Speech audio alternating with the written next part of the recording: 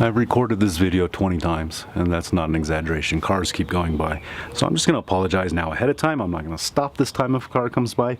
And I just really hope it doesn't destroy the audio, it doesn't pick it up or something, but I'm not stopping anymore. My brain's fried, I'm even lost track of what I wanted to say. Anyways, here we go.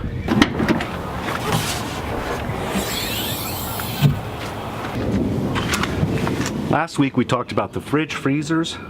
And this week I wanted to just talk about coolers in general. I kept saying in that video that there was better options available and you were better off going a different way.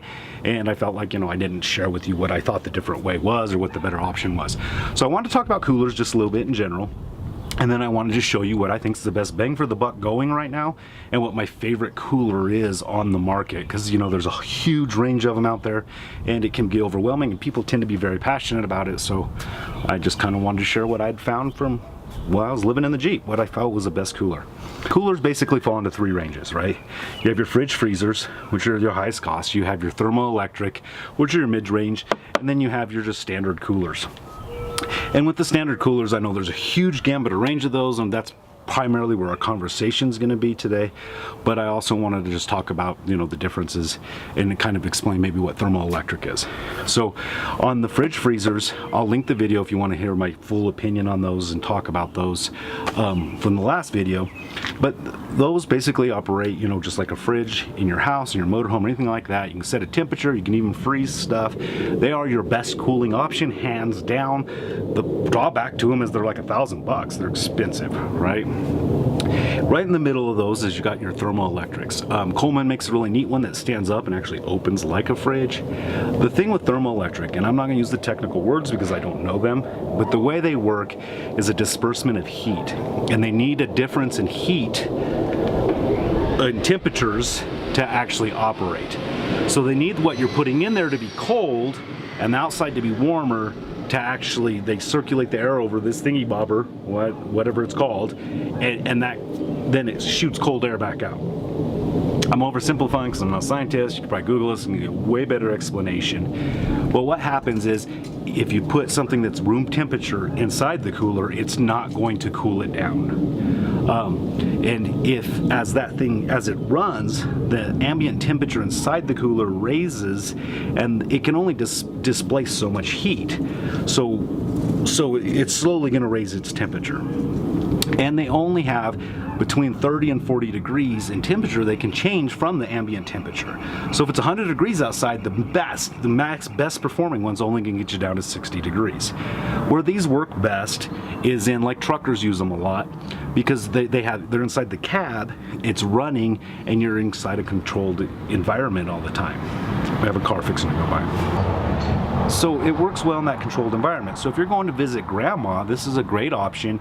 You can pick one of these up and you can plug it in and put your stuff in it and run down the road, and it's probably going to keep your stuff pretty cold as you use it. Now, in the long run, if you're going camping or something like that and you park your vehicle and the ambient temperature in the vehicle starts raising, that thing's not going to function anymore because it can only displace so much heat. And it needs that difference in temperature to even operate to begin with.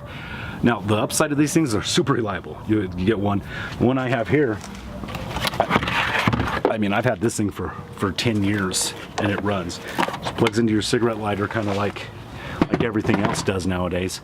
So they do have a place, but it's generally for that, like road tripping, things like that. I would not use one if you're living in your car. Don't be tempted if you're setting up van life, overlanding, or you're going to be camping. I would avoid those altogether. And then on the other end, of course, we have just our normal everyday coolers.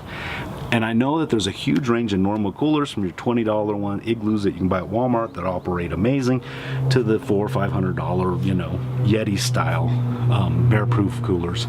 And that's where I want to pick this up. I want to show you what I think is the best bang for the buck right now. So I got to dig it out. It's a 55 quart lifetime cooler.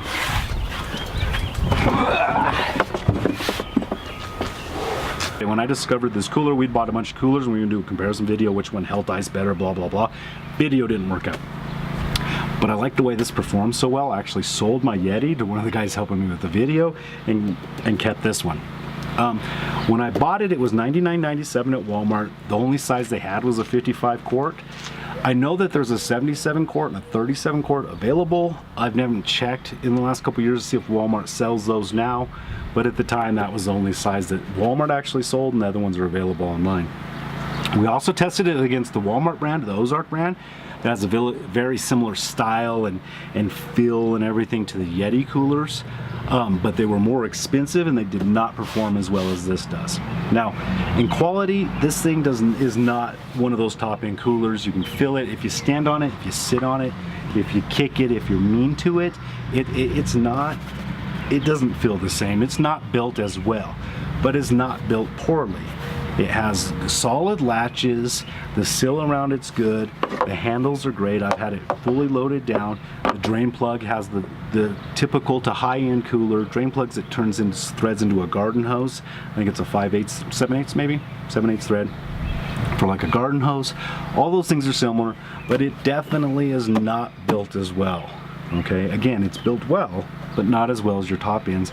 But it's $100 versus $300, $400, $500 for the same quality. But in the area that it actually matters, that matters the most in keeping things cool, when I throw ice in this thing, it's gonna stay good for 7-8 days. That's actually my schedule, is I would fill it up on a Saturday or Sunday, and then the next weekend I would get ice again, so I could go the week without having to worry about ice. And I never had spoilage because of the cooler not holding things cold or keeping ice cold. I've never had any issues with it. I honestly cannot think of a reason I would ever buy of the top-end coolers over this one, other than just trying to impress somebody that I had that top-end brand cooler, because this thing performs every bit as well as it needs to for the cost. Durability, again, I'm on 2.5 years with this thing. Maybe in the long run it wouldn't last as long as one of those top-end coolers, but I'd have to think that if by the time I buy 3 of these, it's super comparable. And again, I don't even know, it might last just as long. There's just no way for me to actually comment on that. At this point, I don't see any reason to replace it. I'm not going to be replacing it anytime soon. This kid on the skateboard, seeing that I'm filming, he keeps going by playing music as loud as he can. I have people doing construction over there. I have jets going on overhead, and cars keep driving by.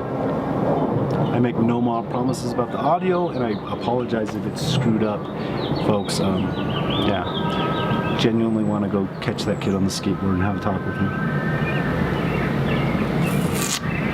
Anyways, check these out at Walmart or online. I think there's actually lifetime stores around. I think I ran into one in Boise, Idaho once.